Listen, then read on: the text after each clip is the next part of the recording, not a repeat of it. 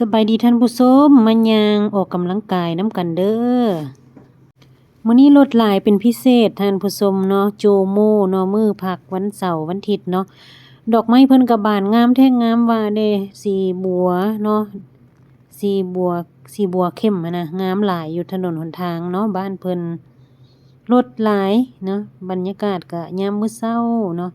สิแหละรถหลายแน่รถเมล์เนาะคนย่างแน่ข้อยก็มักย่างออกกำลังกายคือเพิ่นนั่นแหละเด้ผู้ย่างก็มีขี่รถก็มีแต่ว่าอยู่นี่เน้นย่างเนาะมาเลาะตลาดท่านผู้ชมมาซื้อผักสลัดมาซื้อผักไปเฮ็ดกินเล็กๆน้อยๆเนาะสะอ่อนผักเขาเจ้าหลายแท้หลายว่าเนาะสิได้เลาะตลาดก่อนเด้ออันนี้เป็นภาพยามมื้อแลงท่านผู้ชมเนาะ มื้อเช้าก็ย่างมื้อแลงก็ย่างเนาะย่างออกกำลังกายไปซื้อเครื่องนั้นนี่แดมื้อนี้พระเดือนเด้เนาะพระจันทร์เดือนหั้นน่ะเดือนเต็มดวงงามนี่แหละค่ำละค่อยค่ำยามแลงรถก็สิมีหลายแเลิกเวียกเลิกงานนั่นแหละเอาส่ำนี้ก่อนท่านผู้ชมรีวิวการย่างให้ชมบรรยากาศ